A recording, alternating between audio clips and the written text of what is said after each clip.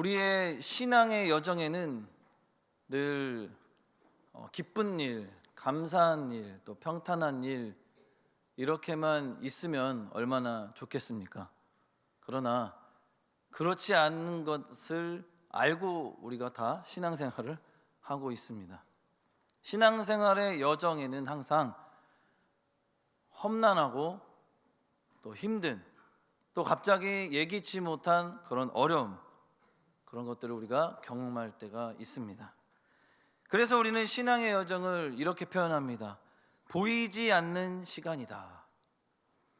기도는 했지만 응답이 보이지 않고 믿음의 길을 걸어가도 상황이 달라지지 않는 그럴 때가 있다는 것이죠.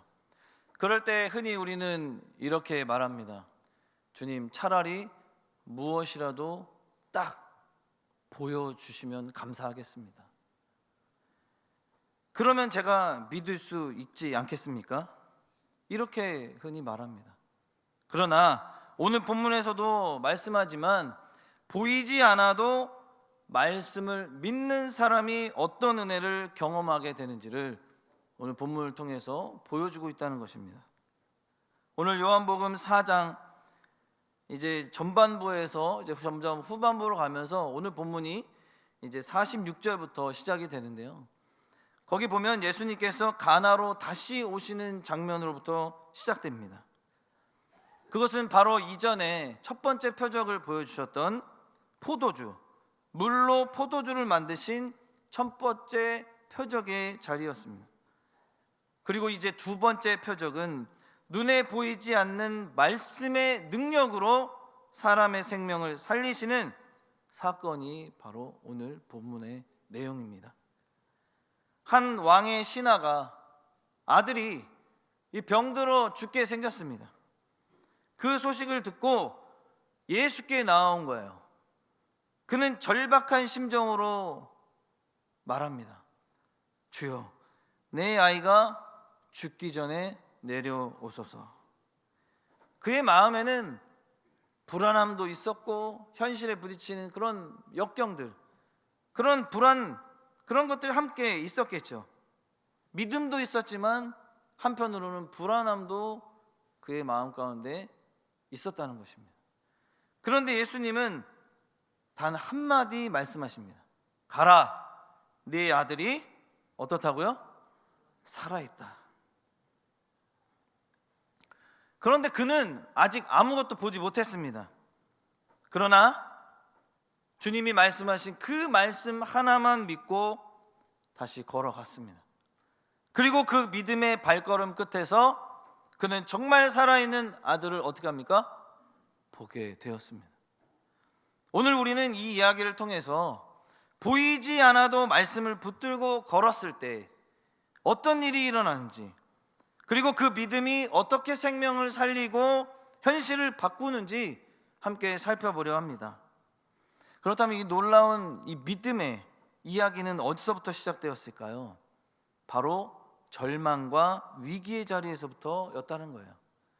46절, 본문 46절 49절에 보면 위기는 믿음의 자리를 확인하는 시간이다라는 내용을 우리에게 보여줍니다.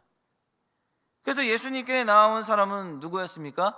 왕의 신하, 즉 헤롯 안디바의 관리였습니다. 사회적으로 높은 신분, 그리고 권력, 영향력을 가진 인물이었죠. 그런데 지금 그는 절박하게 누구에게 엎드리고 있습니까? 예수님께 엎드립니다. 왜죠? 그렇습니다. 병들어 거의 죽게 되었기 때문이죠. 절박한 심정으로 뭐 하나 붙들어 보자, 한번 지푸라기로라도 한번 잡아보자. 예수님이 물로 포도주도 만드시고 죽은 자도 살리시고 병든 자 고치셨다는 거 우리가 들었으니 한번 믿어보자.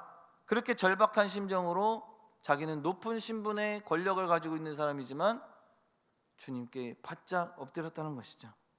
여기서 병들다라는 헬라어 아스데네오는 단순히 그냥 아프다라는 의미를 떠나서 전혀 힘이 없는 상태, 그러니까 힘이 80%, 50%, 한 30% 이렇게 남아있는 게 아니라 완전히 쇠약해진 상태를 뜻합니다. 그의 아들은 생명이 꺼져가고 있었던 것이죠. 그런데도 불구하고 그는 갈릴리까지 한 30km 정도 되는데 그것을 넘는 길을 걸어서 예수님께 왔다는 것이죠. 왜요?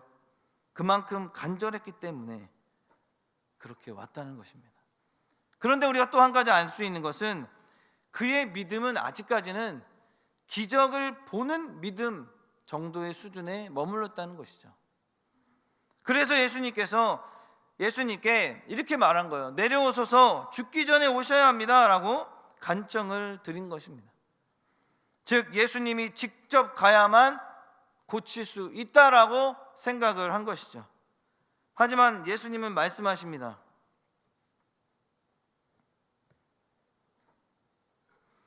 너희는 표적과 기사를 보지 못하면 도무지 믿지 아니하리라. 우리 본문 말씀 48절 말씀을 우리 한 번 더 함께 읽도록 하겠습니다. 시작. 예수께서 이르시되 너희는 표적과 기사를 보지 못하면 도무지 믿지 아니하리라. 아멘. 즉 무슨 이야기입니까?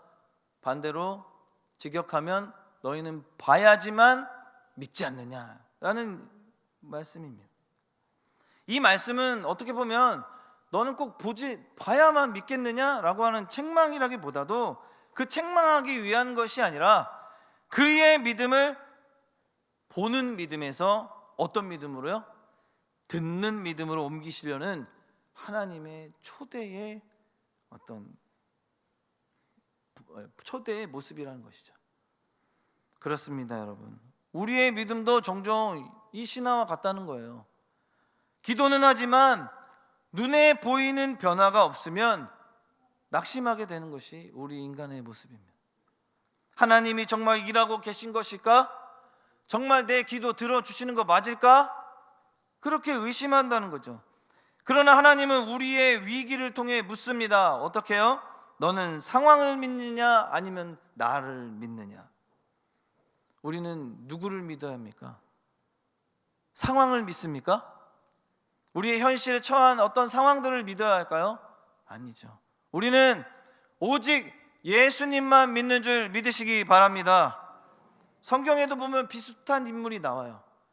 바로 마가복음 5장에 보면 회당장 야이로의 모습을 볼 수 있습니다.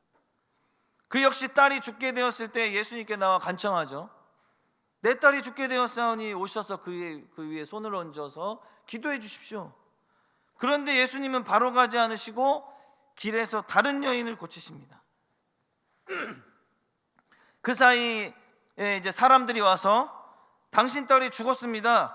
이제 선생님을 더 괴롭게 하지 마십시오라고 말했습니다. 그때 예수님이 무엇이라고 말씀하셨냐면 마가복음 5장 36절에 제가 읽어드리겠습니다. 두려워하지 말고 믿기만 하라. 야이로는 여전히 아무 변화도 보지 못한 채 그 말씀 하나 붙잡고 집으로 돌아갔습니다. 그리고 그 집에 죽었던 딸이 어떻게 됐죠? 살아나는 기적을 보게 되었다는 것입니다. 사랑하는 성도 여러분, 무엇을 이야기해 주고 있습니까? 하나님은 위기 속에서 우리의 믿음의 자리가 어디에 있는지를 다시 한번 확인하기를 원하신다는 것이죠. 그분은 우리의 문제보다 우리의 믿음이 어디에 정확히 서 있는지를 보길 원하신다는 거예요. 그래서 위기는 결코 끝이 아니라 위기는 믿음의 전환점이라는 사실을 믿으시는 저와 여러분 되기를 주님을 간절히 소망합니다. 바로 보이는 것에서 말씀으로, 그리고 감정에서 신뢰로 옮겨지는 자리다라는 것이죠. 그러므로 여러분, 지금 삶의 위기 속에 우리가 처해 있다면 낙심하지 마시기 바랍니다. 오히려 기회라는 것이죠. 어떤 기회예요? 바로 예수님을 만날 수 있는 기회, 그리고 말씀을 붙잡는 기회의 자리가 되는 줄 믿습니다. 아무쪼록 삶의 위기 속에서도 먼저 주님 만나기를 소원하며 또 주님 앞에 무릎 꿇고 그 자리에서 믿음을 다시 세워나가는 저와 여러분 되기를 주님의 이름으로 간절히 소망합니다. 두 번째로는 50절의 말씀에 믿음은 보이는 증거가 아니라 말씀으로 사는 것이다 라고 설명해 주고 있습니다. 오늘 본문 50절 말씀을 우리가 함께 한 번 더 읽겠습니다. 시작. 예수께서 이르시되 가라, 내 아들이 살아있다 하시니 그 사람이 예수께서 하신 말씀을 믿고 가더니. 아멘. 자, 여러분, 아직까지는 아무 일도 일어나지 않았습니다. 왜냐하면 아직 보질 않았잖아요, 그죠? 아들의 병이 나았는지 안 나았는지 확인할 수가 없습니다. 그런데 성경은 이렇게 기록하고 있어요. 그 사람이 예수께서 하신 말씀을 믿고 가더니. 여기 믿고라는 단어는 헬라어로 에피스투텐이라고 합니다. 그러니까 자신을 전적으로 맡기다라는 뜻을 갖고 있어요. 그러니까 즉 그는 예수님이 하셨으니까 반드시 그렇게 될 것이다 라는 확신을 가지고 그분께 전적으로 모든 걸 맡기고 믿음으로 확신을 가지고 발걸음을 돌렸다라는 것입니다. 보이지 않아도 그는 말씀 하나 붙잡고 어떻게 했다는 거예요? 다시 걸어 나갔다는 것입니다. 이것이 바로 믿음의 본질이라는 것입니다. 이것이 믿음의 본질이라는 것이에요. 우리가 진짜 믿음을 배운다는 것 무엇입니까? 하나님의 말씀을 내 감정보다 다 제껴놓고 더 신뢰하는 훈련을 하는 것이죠.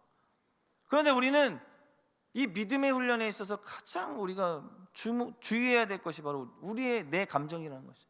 그런데 내 감정이 앞설까요? 뒤에 있을까요? 앞선다는 것입니다. 우리는 현실의 문제를 부딪히게 되면은 우리의 감정이 먼저 앞서서 나오는 것이 우리 연약한 인간의 본연의 모습이라는 본질적인 문제, 그리고 본질적인 우리의 문제라는 것이죠. 우리의 본 모습이라는 것입니다. 우리는 죄인이기 때문에, 연약한 존재이기 때문에 어떤 문제에 다다르고 어떤 위기 속에 처하면 내 감정이 먼저 툭툭툭 튀어나오게 된다는 것입니다. 갑자기 몸이 아파요. 근데 그냥 감기 수준이 아니라 정말 이제 얼마 살아갈 날이 안 남았다고 합니다. 그럼 진짜 얼마나 순간 꽈과강하겠습니까? 너무 절망적인 이런 상황에 빠지지 않겠습니까? 내가 암이래, 내가 이제 얼마 살지 못한대. 그러면 내 감정이 먼저 나올 수밖에 없는 것이 우리의 인간의 모습이라는 것입니다. 이거는 여기 계신 모든 분들에게 동일하게 이것은 나타날 수밖에 없는 것이 우리 인간의 연약한 모습이라는 것입니다. 그렇지만 우리가 붙들어야 될 것이 무엇입니까? 그런 연약함 속에서도 내 감정을 내세우고 그것으로만 내 삶을 종지부를 끊으려고 하는 것이 아니라, 우리는 눈앞의 현실이 아무리 불안해도 다시 한번 어떻게 해야 됩니까?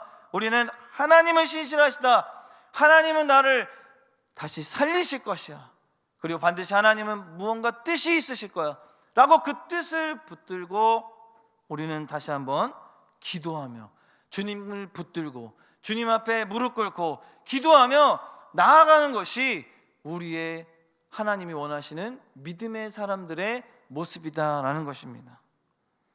믿음은 상황이 달라질 때 생기는 게 아니라는 거예요. 믿음은 말씀을 신뢰할 때부터 생겨난다는 것입니다.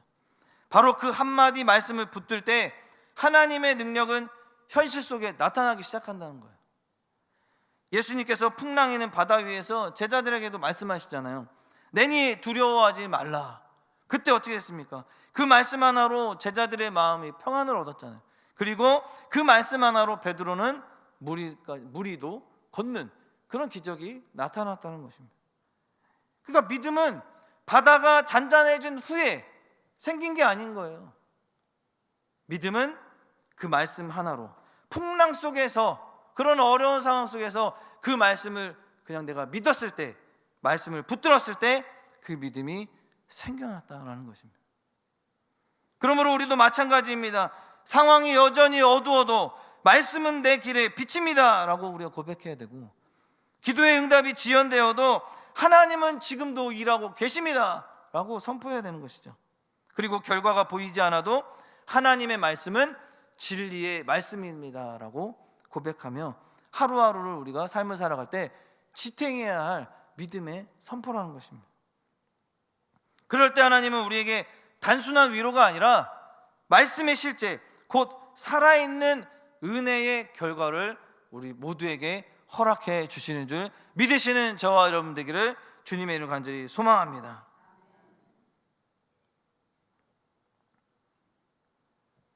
마지막으로 세 번째는 우리 본문 51절에서 54절에 보면 순종의 발걸음 위에 무엇이 나타나냐면 기적이 나타난다는 것입니다. 우리 51절 말씀을 우리 한 번 더 함께 읽겠습니다. 내려가는 길에서 그 종들이 오다가 만나서 아이가 살아있다 하거늘. 아멘. 그 말씀을 믿고 걸어가는 중에 소식을 들었죠. 그 종들이 오다가 만나서 아이가 어떻게 됐다고요? 살아있다 하거늘. 할렐루야. 신앙은 예수님의 말씀을 그냥 믿고 걸어가고 돌아가기만 했습니다. 그의 순종의 발걸음 한 걸음 한 걸음이 이 믿음의 고백을 통해서 그 놀라운 아이가 살아나는 그 기적이 나타났다라는 것입니다. 종들이 달려와 아이의 병이 나았습니다 라고 외치죠. 그때가 언제냐고 묻자 종들이 대답합니다. 어제 7시에 열이 떠났나이다. 그때가 바로 예수님이 말씀하신 그 시각이었다는 것이죠. 그러니까 예수님이 말씀하신 그 시각에 이미 아이는 살아나는 기적을 맛보게 되었다는 것입니다. 그러니까 즉 말씀하신 순간에 기적도 일어났다는 것이죠. 그렇습니다. 우리가 여기서 분명히 알아야 합니다. 기적은 보이는 곳에서 일어나지 않는다는 거예요. 말씀에 순종한 곳에서 일어났다라는 것입니다. 우리가 지금 이 한 공간에 있습니다. 그런데 우리가 하나님의 말씀을 믿고 저 외부에서 어떤 일들이 일어나는 것이 기적을 그 말씀하신 순간에 말씀을 믿고 나타났다라고 한번 생각해 보십시오. 그럼 우리가 그쪽에 있는 상황을 보지는 못하지 않았습니까? 그런데 하나님의 말씀을 믿고 순종하는 그 순간 그쪽에 기적이 일어났다라는 것을 이 말씀을 통해서 보여주고 있는 것입니다. 예수님은 직접 가지 않으셨습니다. 그 대신 말씀으로 이루셨다는 것이죠. 이것은 말씀 자체가 예수님의 임재도 보여주고 뜻하고 있다는 것입니다. 말씀은 단순한 정보가 아니라 하나님의 능력이며 현재적인 임재를 보여주고 있다는 것입니다. 하나님이 그곳에도 임하시고 주님이 그곳에서 나타나서 일하시고 그 하나님의 역사하심의 능력이 그곳 곳곳에서 말씀을 통해서 임재하셔서 이루어 주신다는 사실을 믿으시는 저와 여러분 되기를 주님을 간절히 소망합니다. 그러면서 53절에 이렇게 기록하고 있습니다. 53절 우리 한 번 더 읽겠습니다. 시작. 그의 아버지가 예수께서 내 아들이 살아있다 말씀하신 그때인 줄 알고 자기와 그 온 집안이 다 믿으니라. 아멘. 그때인 줄 알고 자기와 어떻게 했다고요? 온 집안이 다 믿으니라. 아멘. 이 능력의 이 결과를 통해서 나만 구원받고 나만 하나님께 영광 돌린 것이 아니라 온 집안이 다 믿게 되었다라는 축복도 얻게 되었다는 것입니다. 한 사람의 믿음이 가정 전체의 구원을 경험하게 되었다는 것이죠. 이것이 믿음의 유산입니다. 사랑하는 여러분, 오늘 우리도 보이지 않아도 말씀을 붙잡고 걸어가야 되는 줄 믿으시는 저와 여러분 되길 주님을 간절히 소망합니다. 그 말씀 위에서 하나님은 지금도 일하시고 역사하신다는 거예요. 그리고 그 믿음의 순종을 통해 가정이 살고 교회가 살고 세상이 변화되는 것입니다. 사랑하는 성도 여러분, 우리는 과연 신앙생활 하는 데 있어서 믿음이 언제 가장 강하게 나타나겠습니까? 평안할 때요? 아니면 내가 계속해서 새벽기도 잘 나가고 주일 성수 잘하고 신앙생활 잘하고 있을 때 그 믿음의 어떤 중요한 그런 순간에 믿음이 잘 나타날까요? 저는 아니라고 봅니다. 어떨 때 더 믿음이 딱 확신이 나타나냐면 어려운 순간, 좀 힘든 순간, 정말 하나님의 백성으로서 주님의 제자로서 정말 감당하지 말아야 할 그런 상황이 딱 닥쳤을 때 이거 정말 주님이 원하시지 않는 것이지, 딱 정말로 분별할 때, 그래서 그런 어려운 순간에 그 유혹에 넘어가지 않고 믿음을 지켰을 때 우리의 믿음이 그래도 내가 하나님 진정으로 믿고 있구나, 주님이 원하시는 믿음을 가지고 있구나 라는 그 결과가 우리가 나타나는 줄 저는 그렇게 생각이 됩니다.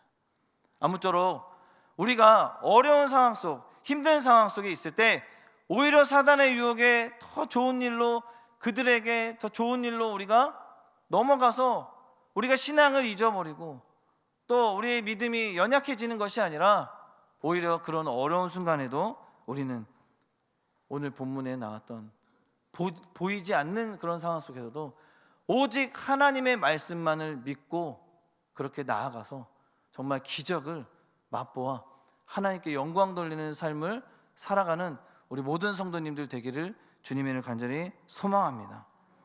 말씀을 맺도록 하겠습니다. 오늘 말씀의 결론은 바로 보이지 않아도 말씀을 믿고 가라입니다. 그렇습니다. 믿음은 결과를 보고 믿는 것이 아니라 말씀을 듣고 그냥 그 하나님의 말씀에 순종하는 것이 참된 믿음이라는 것입니다. 오늘 예수님은 우리에게도 동일하게 말씀하십니다. 가라, 네 아들이 살아있다. 즉 내가 이미 일하고 있다. 그러니 네가 나만 믿고 내 말씀 믿고 가기만 하면 그 일은 반드시 내가 책임져 주고 내가 그 일을 이루어 줄 것이다. 이렇게 주님은 우리에게 말씀하고 계십니다. 이 말씀에 여러분 응답하시겠습니까? 아멘이십니까? 그런데 신앙생활뿐만 아니라 우리가 다시 예배가 끝나고 삶으로 돌아가게 된다면 이것 지키기가 여간 어려운 일이 아니라는 것이죠. 그럼에도 불구하고 오늘 본문 말씀을 다시 한번 붙들고 주님, 제가 보지 않아도 믿게 하여 주시옵소서.